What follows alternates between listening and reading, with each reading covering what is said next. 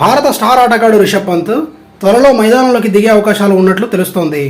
Delhi Capitals ప్రధాన coach Ricky Ponting కూడా ఇదే తీరులో వ్యాఖ్యలు చేశాడు. పూర్తి వివరాల్లోకి వెళ్తే మరో 11 రోజుల్లో ఇండియన్ ప్రీమియర్ లీగ్ 17వ సీజన్ ప్రారంభం కానుంది. ఇప్పటికే captain cool MS Dhoni practice షురూ చేశాడు. రోడ్డు ప్రమాదానికి గురై తీవ్రంగా గాయపడిన రిషబ్ పంత్ కోలుకున్నాడు. దాదాపు 14 నెలల పాటు మైదానానికి దూరంగా ఉన్న సంగతి తెలిసిందే. ఈసారి ఐపీఎల్లో బరిలోకి దిగుతాడా లేదా అనే అనుమానాలు అభిమానుల్లో ఉండేవి. తాజాగా ఢిల్లీ క్యాపిటల్స్ ప్రధాన కోచ్ రికీ పాంటింగ్ ఫ్యాన్స్ను ఖుషి చేసేలా కబురు అందించాడు. జాతీయ క్రికెట్ అకాడమీలో ఉంటున్న పంత్ వికెట్ కీపింగ్తో పాటు బ్యాటింగ్ కూడా ప్రాక్టీస్ చేస్తున్నట్లు రికీ పాంటింగ్ వెల్లడించాడు. పంత్ ఫిట్నెస్ సాధించి వస్తే నేరుగా కెప్టెన్సీ బాధ్యతలు చేపడతాడు. ఒకవేళ పూర్తి స్థాయిలో ఫిట్గా లేకపోతే మాత్రం విభిన్న పాత్రను పోషిస్తాడు.